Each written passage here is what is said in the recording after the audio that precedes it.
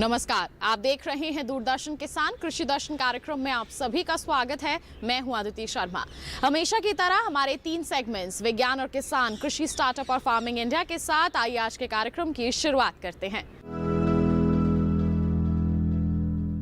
आइए कार्यक्रम की शुरुआत करते हैं विज्ञान और किसान सेगमेंट से।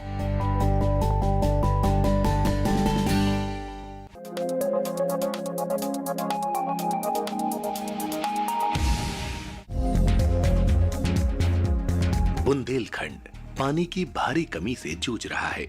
सूखा एक तरह से यहाँ की नियति बन गया है। पानी की कमी के कारण पैदावार कम होती है और किसान परेशान रहते हैं। जाहिर है हमीरपुर जिले में भी सिंचाई सुविधाओं की कमी है। यहाँ लगातार बारिश में कमी दर्ज की जा रही है। पूरे जिले की सिर्फ 27.7% भूमि ही सिंचित है। बाकी 72.3% जमीन बारिश के पानी पर निर्भर है। कम पानी की वजह से दलहनी फसल अच्छी नहीं होती और वो मुरझा जाती है। ऐसे में वैज्ञानिकों ने सिंचाई के दूसरे तरीके अपनाने के लिए किसानों को प्रेरित किया। ऐसे तरीके जो कम पानी में ज्यादा जमीन की सिंचाई कर सके। स्प्रिंकलर यानी फव्वारा और ड्रिप यानी टपक सिंचाई प्रणाली ऐसे ही इलाकों के लिए बनी है। हमीरपुर के कुरारा में स्थित कृषि विज्ञान केंद्र के वैज्ञानिकों ने किसानों के बीच इन सिंचाई प्रणालियों का प्रचार प्रसार किया और जगह जगह उनका प्रदर्शन किया। मकसद था सिंचाई जल की उपयोग दक्षता को बढ़ाना। ऐसा करने से दलहन में कम उत्पादन की समस्या से बचा जा सकता था। वैज्ञानिकों की टीम ने हालात का विश्लेषण किया और पाया कि दलहन उगाने वाले किसान अक्सर प्रवाहित सिंचाई करते हैं, जबकि इस फसल को हल्की सिंचाई की जरूरत होती है। इस बात को ध्यान में रखते हुए टीम ने दलहन उत्पादन में हल्की और समान सिंचाई करने वाली फव्वारा प्रणाली को बेहतर पाया। सिंचाई की इस प्रणाली ने कमाल कर दिया और पैदावार 17.31 क्विंटल प्रति हेक्टेयर रही।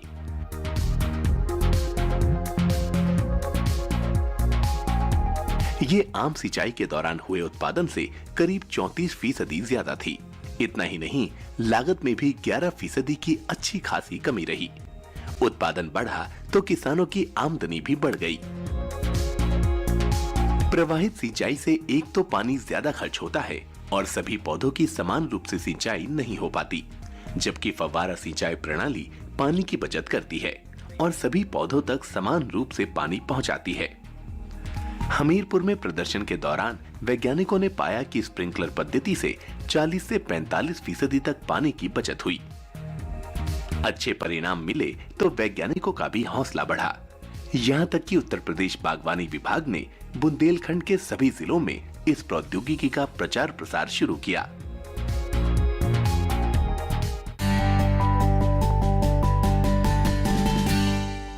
किसान भाइयों बहनों, अब कार्यक्रम में वक्त हो चला है कृषि कैलेंडर पर नजर डालने का। आइए देख लेते हैं क्या कहता है नवंबर माह का कैलेंडर। कौन कौन से कृषि कार्य करना आपके लिए इस समय सही रहेगा, नजर डालें कृषि कैलेंडर पर। नवंबर माह सब्जियों की पौधशाला तैयार करने के लिए उपयुक्त है। सब्जियों की रोपाई से पहले खेत में गोबर की सड़ी खाद का उपयोग करें।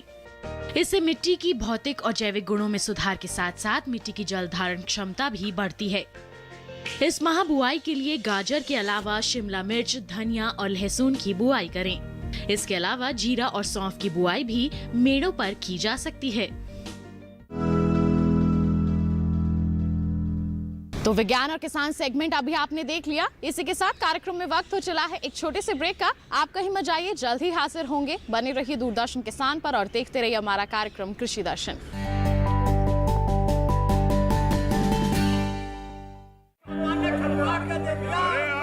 सारी फसल अच्छी होगी भाई।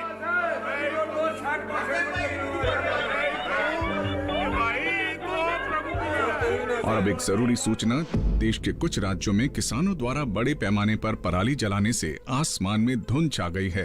लाखों लोगों को सांस लेने में तकलीफ हो रही है।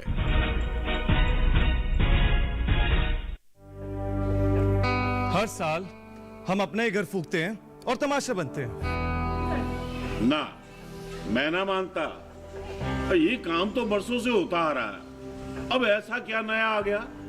जे देख लो हमारे रतन काका, पिछले साल की पराली जलाने से जो इनकी खांसी उठी थी, जे अब तक चल रही है। और तो और हमारे सोना उगलने वाली धरती भी बंजर पड़ रही है। बेटा, तुम्हारी बात मान भी ले, पर एक बात बताओ कि पराली को ठिकाने लगाने में भी तो लागत आती है, और ये आग जलाने से ये काम आसानी से हो जाता है। काका जे बात ना रही, हम कह रहे हैं, देखो मेरे पास कुछ मशीनों की तस्वीरें भी हैं, मैं तुम्हें दिखाता हूं। ये देखो, ये है हैप्पी सीडर, ये है मल्चर, ये है जीरो टिल ड्रिल, ये है स्ट्रॉ चॉपर, ये है रिवर्सिबल मोल्ड बोर्ड प्लॉ, और ये है रोटावेटर। ये सारी मशीनें अब 50% अनुदान पे मिल रही है, और तो और कस्टम हायरिंग केंद्र लगाने पर सरकार से 80% का अनुदान भी मिलेगा। और ये संकल्प हमारे प्रधानमंत्री जी का है कि अब पराली कोई न जलाए और आधुनिक मशीनों का इस्तेमाल कर पराली खेत में मिलाए और मिट्टी की गुणवत्ता को बढ़ाए।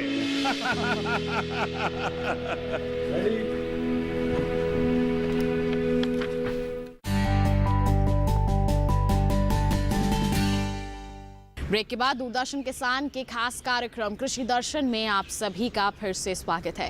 अब कार्यक्रम में वक्त है कृषि स्टार्टअप सेगमेंट का।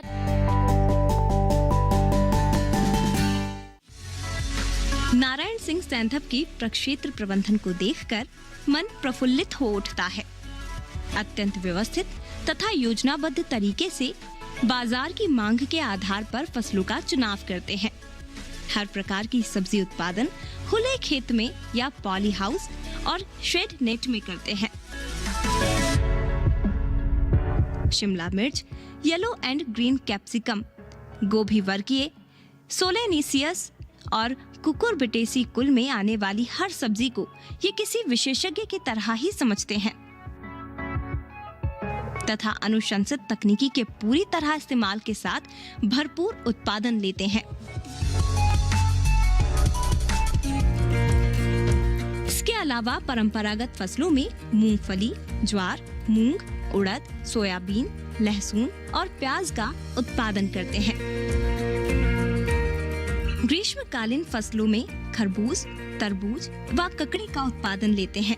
अपने उत्पादन को बाजार की मांग देखकर देवास, सोनकच्छ, आष्टा या भोपाल, इंदौर जैसे महानगरों में स्वयं के वाहन से ले जाकर बेचते हैं। नारायण सिंह सैंधव ने ये सब उपलब्धि एकाएक प्राप्त नहीं की है। इसके पीछे उनके संघर्ष की लंबी कहानी छिपी हुई है। जब मैंने ड्रीप और मल्चिंग का पता करा तो मुझे इधर उधर परेशानी आई। ड्रीप में मल्चिंग का मुझे हॉर्टिकल्चर में मैंने केस दिया, वहाँ से मुझे ड्रीप और मल्चिंग मिली। उसमें भी मुझे गवर्नमेंट ने 50% सब्सिडी दी।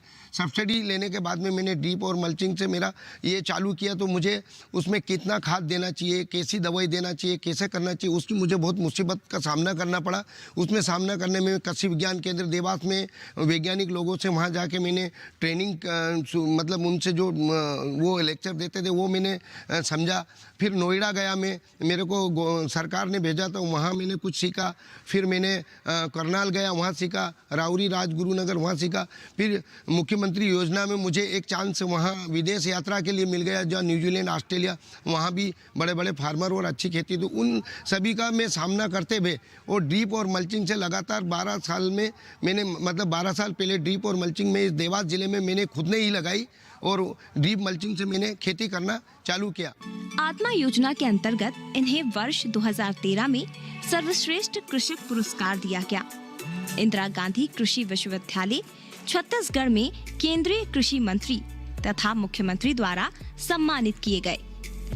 ग्वालियर में राज्यपाल के कर कमलों से अलंकृत हुए। वे बताते हैं कि जैविक खादों से लागत में कमी होती है और भूमि की दशा भी नरम और उपजाऊ बनी रहती है। इनके द्वारा आधुनिक खेती के साथ परंपरागत पद्धतियों से खाद बनाना ये बताता है कि खेती का काम इनके लिए कोई शॉर्टकट नहीं है। भूमि का केवल दोहन ही नहीं करना चाहिए, उसका पोषण भी अच्छी तरह से करना चाहिए। जैविक खेती केंद्र गाजियाबाद से विकसित वेस्ट डिकम्पोजर का उपयोग शीघ्रता पूर्वक खाद बनाने में किया जाता है।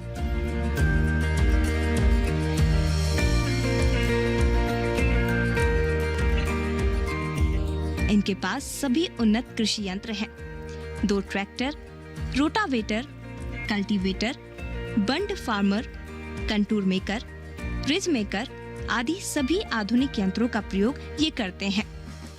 बातचीत करते समय नारायण सिंह के खेत पर ही कृषि विज्ञान केंद्र देवास के प्रभारी डॉक्टर A.K. दीक्षित से भी मुलाकात हुई। उनसे चर्चा की गई तो उन्होंने बताया कि इस प्रकार की उन्नत खेती करने के लिए मिट्टी परीक्षण और उसके द्वारा दिए जाने वाले सुझाव के अनुसार ही नारायण सिंह जी ने अपनी खेती को बढ़ावा दिया है और समय समय पर कृषि विज्ञान केंद्र की जानकारी प्राप्त की है और ये नई जानकारी प्राप्त करते रहते हैं। नारायण सिंह ने हमें बताया कि अपनी उपज को वो खुद बेचने के लिए ले जाते हैं। इंटरनेट के जरिए उन्हें जहां भी ऊंचे दाम की सूचना मिलती है वे अपने वाहनों से वहां सब्जियां और फल सप्लाई करते हैं। उनकी इस चतुराई की वजह से उन्हें कभी भी खेती में नुकसान नहीं हुआ। एक और हैरान करने वाली बात तो ये थी कि नारायण सिंह विगत वर्ष 2012 से लगातार अपने फसल की लागत और विक्रय उपरांत लाभ का पूरा विवरण प्रामाणिक रूप से रखते हैं। हर किसान उनके इस बुद्धिमत्ता कौशल को अपनाकर अपनी आय व्यय की समझ को बढ़ा सकता है। तो ये थी हमारी आज की सफल किसान। आपने मुलाकात कर ली हमारे कृषि स्टार्टअप सेगमेंट में। इसी के साथ किसान भाइयों बहनों, कार्यक्रम में वक्त हो चला है एक और छोटे से ब्रेक का। आप कहीं मत जाइए, जल्द ही हाजिर होंगे। बने रहिए दूरदर्शन किसान पर।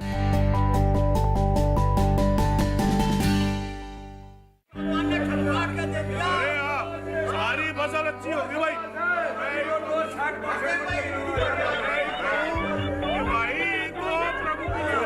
और अब एक जरूरी सूचना, देश के कुछ राज्यों में किसानों द्वारा बड़े पैमाने पर पराली जलाने से आसमान में धुंध छा गई है। लाखों लोगों को सांस लेने में तकलीफ हो रही है।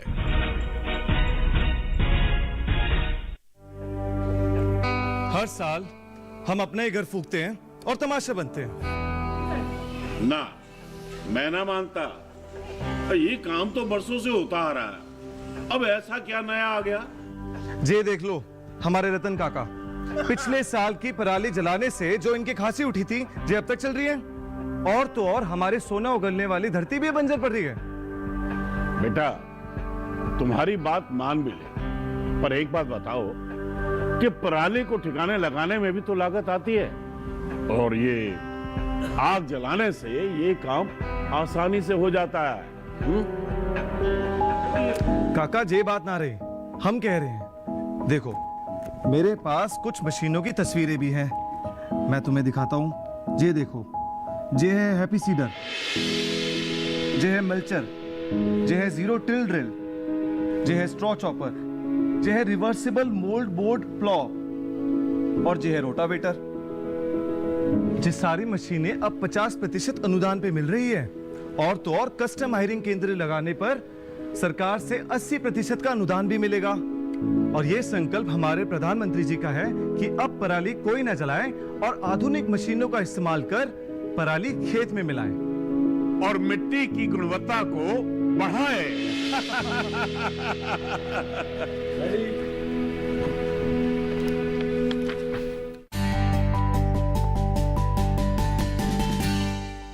ब्रेक के बाद किसान भाइयों बहनों, कृषि दर्शन कार्यक्रम में आप सभी का फिर से स्वागत है। अब कार्यक्रम में वक्त है फार्मिंग इंडिया सेगमेंट का।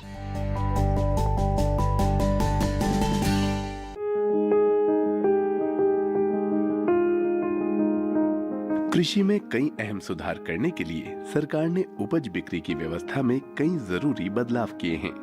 इस दिशा में सरकार ने कृषक सशक्तिकरण व संरक्षण, कीमत आश्वासन और कृषि सेवा पर करार अधिनियम 2020 लागू किया है।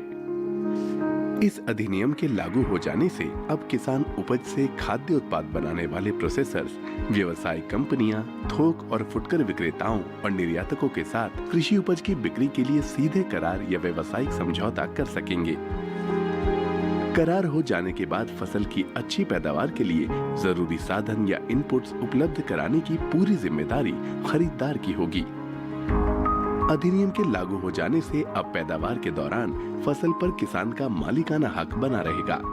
वहीं किसानों को उपज की बिक्री पर होने वाला खर्च भी नहीं देना पड़ेगा, यानी किसानों के मुनाफे में पहले के मुकाबले खासी बढ़त होगी। फसल का बीमा तो कराया ही जाएगा, साथ ही जरूरत होने पर किसान वित्तीय संस्थानों से कर्ज भी ले सकेंगे। इतना ही नहीं, किसानों को मौसम के जोखिम और बाजार के उतार चढ़ाव से भी सुरक्षा मिलेगी। ये अधिनियम अनुबंधित किसानों को नियमित और समय पर भुगतान की सुविधा भी देता है। जाहिर है कि कृषि में हुए इन सुधारों से किसान काफी फायदे में रहेंगे। इसमें से एक कानून है कृषि उपज व्यापार तथा वाणिज्य संवर्धन एवं सुविधा अधिनियम 2020। इस कानून के बनने से एक ऐसी कानूनी व्यवस्था लागू होगी जिसमें किसान को अपनी उपज, जो उसका उत्पाद है, उसको बेचने की स्वतंत्रता मिलेगी। वो उत्पाद वो किसे बेचे, कब बेचे, कितने दाम पे बेचे, ये इसको निर्धारण करने की किसान को उसको चॉइस मिलेगी और इससे वह अपने उत्पाद का राज्य के अंदर या अंतर्राज्यीय व्यापार कर सकेगा और उसको इसके लिए ना तो कोई फीस लगेगी, ना कोई कमीशन देनी होगी।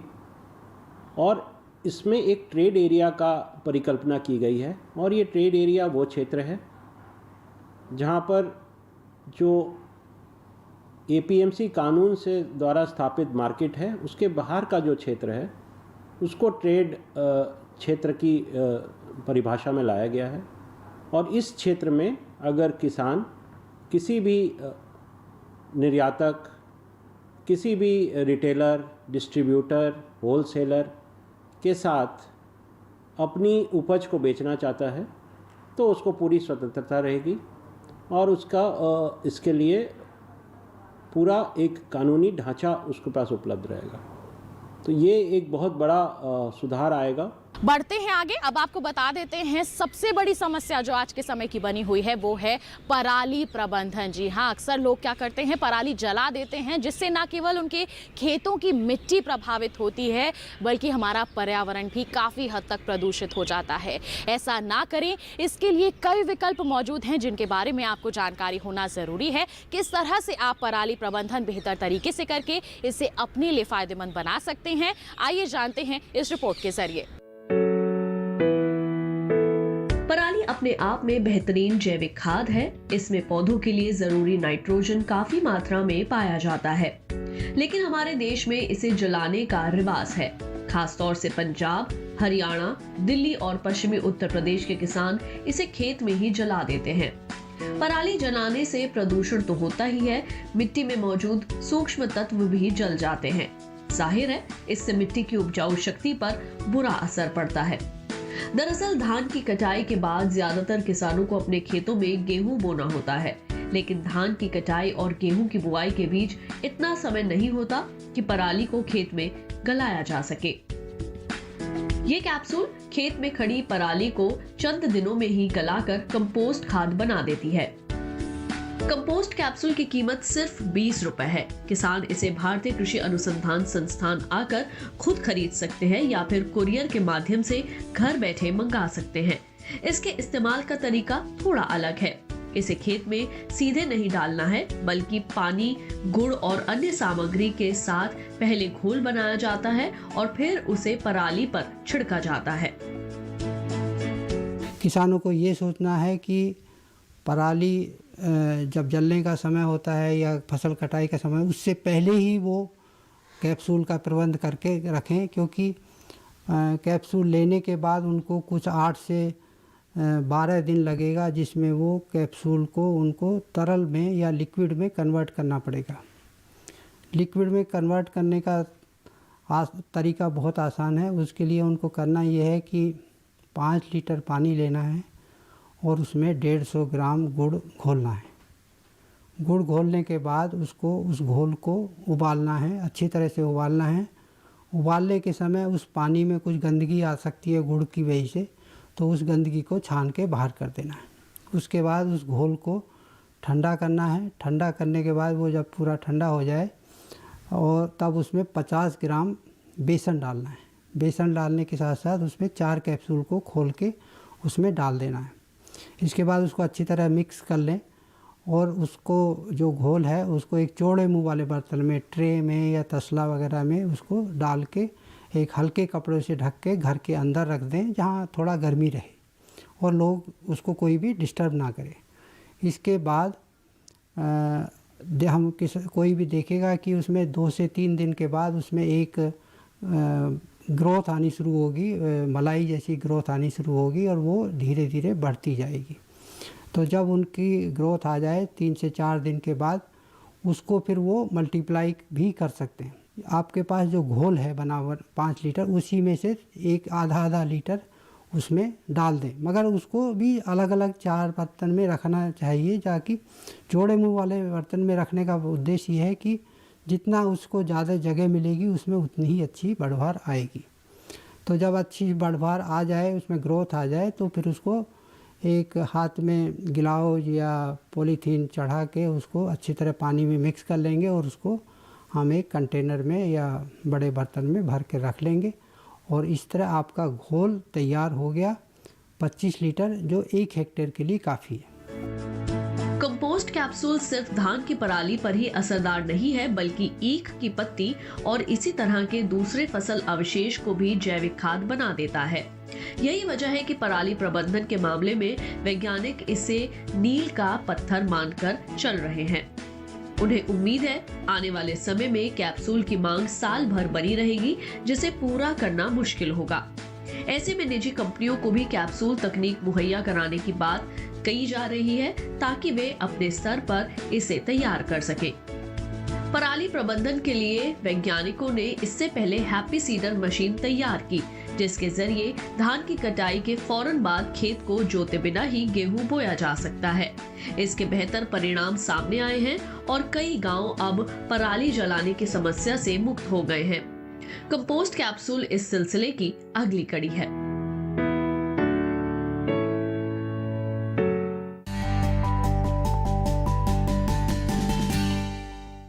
कार्यक्रम में अब वक्त है कुछ और कृषि अपडेट्स का। जानकारी के लिए आपको बता दें कि उपराष्ट्रपति श्री एम वेंकैया नायडू द्वारा आचार्य श्री एनजी रंगा की 120वीं जयंती पर आयोजित किए गए समारोह का उद्घाटन किया गया और आपको बता दें कि इसमें कृषि में अत्याधुनिक प्रौद्योगिकियों के उपयोग का आह्वान भी किया गया। बता दें कि ये जो कार्यक्रम है ये आयोजित किया गया रंगा ट्रस्ट द्वारा।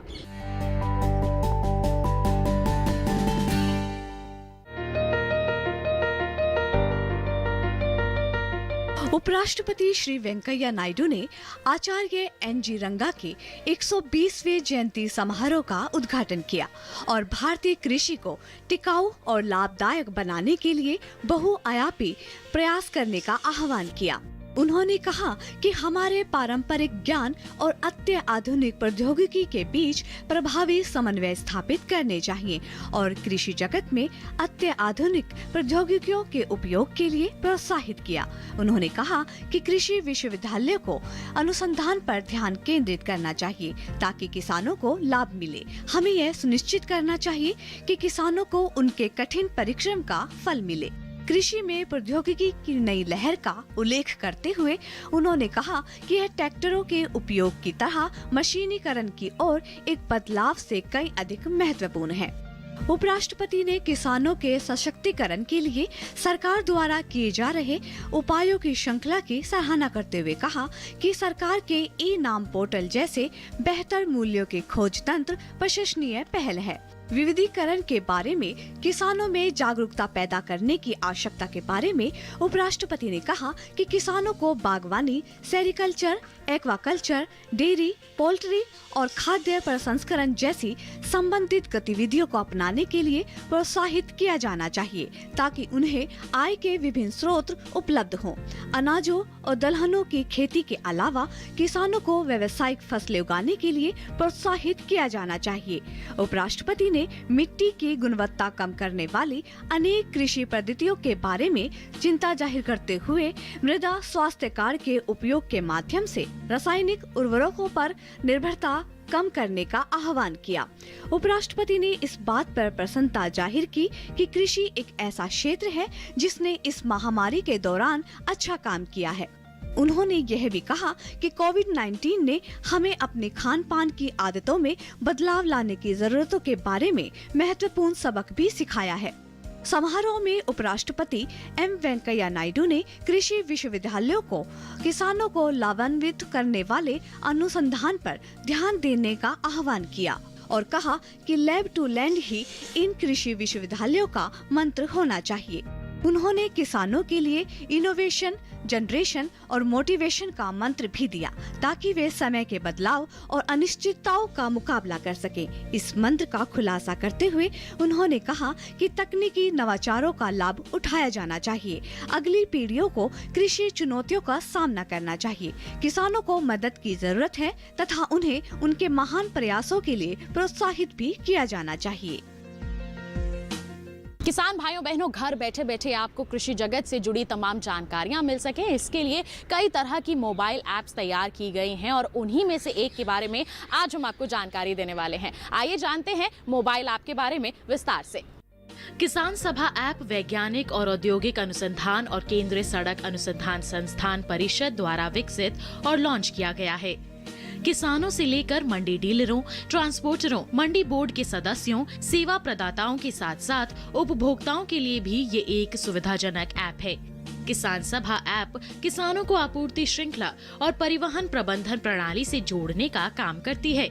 ये ऐप कृषि से संबंधित प्रत्येक इकाई के लिए एक संयुक्त स्टॉप के रूप में कार्य करता है। ये ऐप कोल्ड स्टोरेज स्पेस और वेयर हाउस से जुड़े लोगों के लिए भी उपयोगी होगा। किसान सभा ऐप लोगों को सीधे किसानों से खरीदने के लिए सक्षम करेगा। अब कार्यक्रम में वक्त है नजर डालने का ट्विटर प्लेट पर। जी हाँ, क्या कुछ खास है हमारी ट्विटर प्लेट पर, आइए देखें।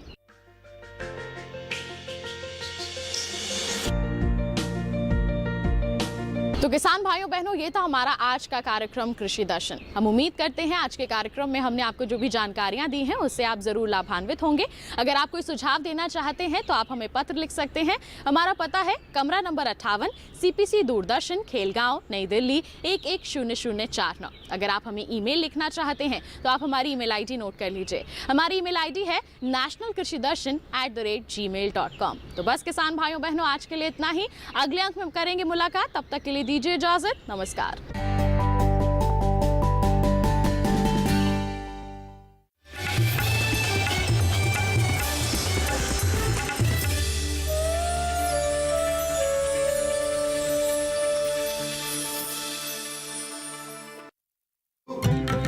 क्या सोचते हैं वो जिन्हें चुना आपने,